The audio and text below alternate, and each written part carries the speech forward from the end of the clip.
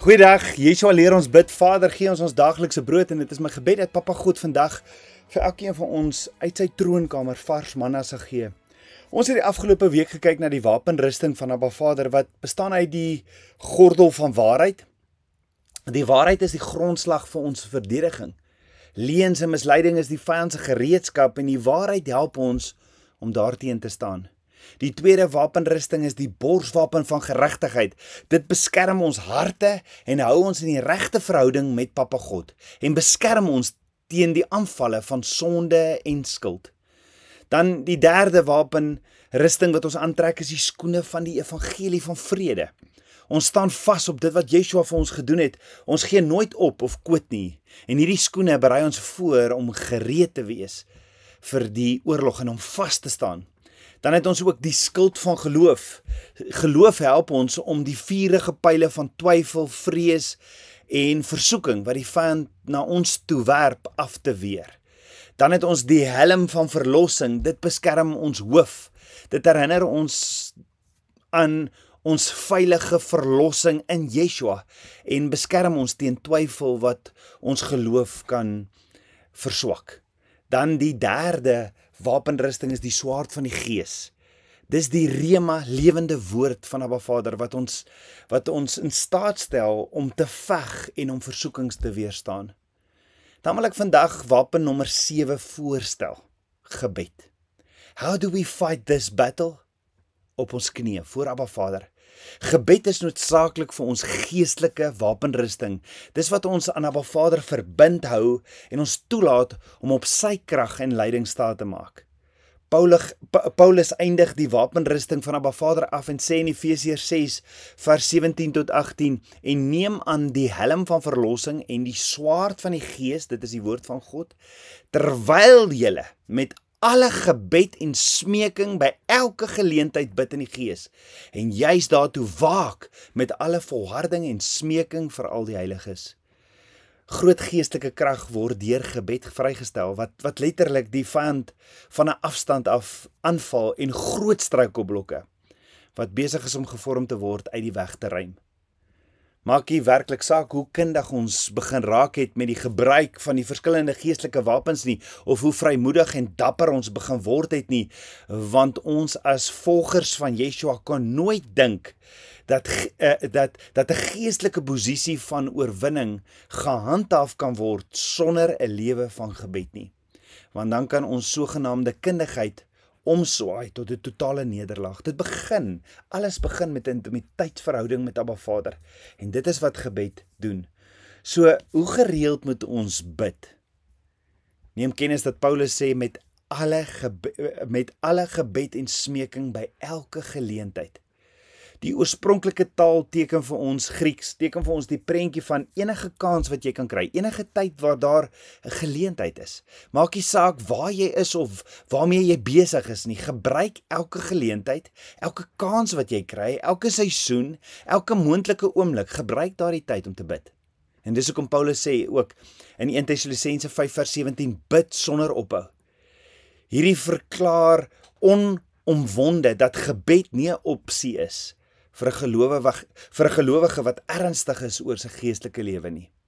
Hierdie wapen is die enigste een wat Paulus sê moet by elke moontlike geleentheid en elke situasie gebruik word. Paulus sê in Efesiërs 6 vers 18, terwyl julle met alle gebed en smeking by elke geleentheid bid in die gees. Ons weet gebed is 'n gesprek met Abba Vader waar jy met hom kommunikeer en sekere dinge vra. En dan smeking, want hy sê gebed en smeking. Smeking beteken om intens te vra, vurig te vra, passievol te vra. Ja, Jakobus sê in Jakobus 5 vers 16 tot 18, bely mekaar julle misdade en bid vir mekaar, sodat julle gesond kan word.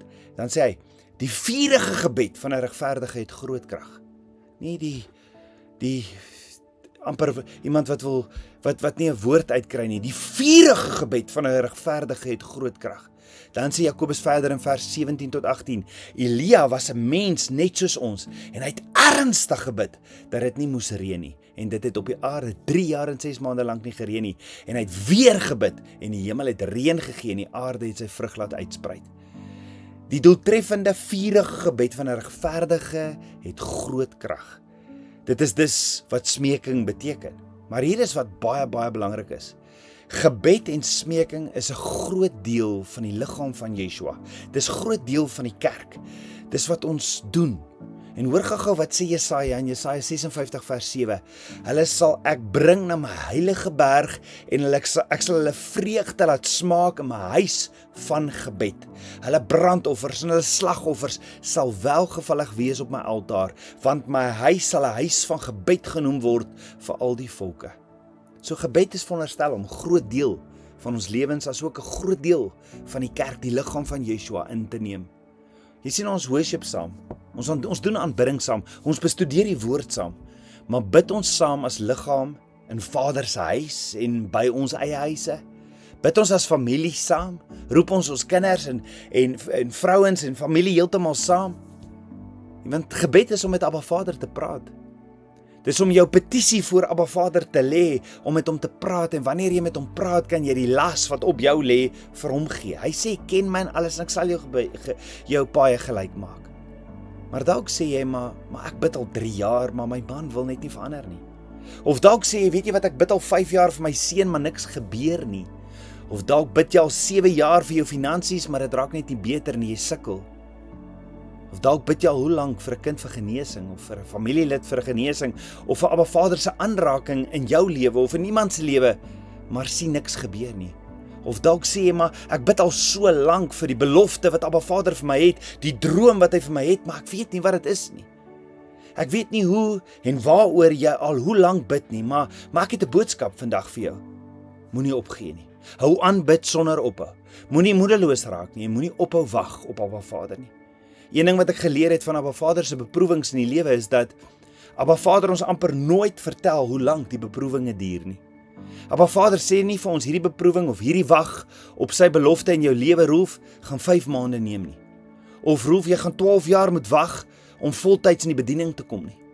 Nee, en die ding is, hoeveel keer as die beproewings net 5 maande dalk was, het ek en jy nie dalk opgehou op maand 4, dag 30 nie. Ons raak moedeloos en ons hou op om te vra en te smeek by Abba Vader, want miskien is dit nie, die vyand laat ons so twyfel dat ons dink, dit is net nie Abba Vader se wil nie, nee. En as ek en jy dalk net geweet het om nog 1 dag langer by Abba Vader te pleit en te smeek, nog 1 dag aan te hou bid, en die vraag is, hoeveel goed het ek en jy nie dalk al voor opgehou bid, en net opgegee het nie, om elke dag, om 1 dag dalk uit te vind, ons beproewings was dalk net nog 1 dag lank nie. Is dit nie dalk hoekom Paulus sê bid sonder ophou nie? Abba Vader bepaal hoe lank die toets of die beproewinge gaan duur, nie ons nie. En Abba Vader is nooit laat nie. En ek wil jou aanmoedig vandag. Trek die wapenrusting van Yotevaweh aan en hou aan bid. Hou aan bid. In season, out season, hou aan bid. Want this is how we fight this battle. Kom ons bid saam. Ons almagtige Vader, Papa God, dankie vir u liefde, dankie vir u goedheid. Abba, ons is so lief vir u. Dankie dat u ons leer, dankie vir die wapenrusting. Dankie dat u God is van verhouding en dat ons met u kan praat sonder ophou. Ons loof en ons prys u. Ek bid dit alles in Yeshua Messie se naam, die seun van Yotevaweh. Amen. Shalom.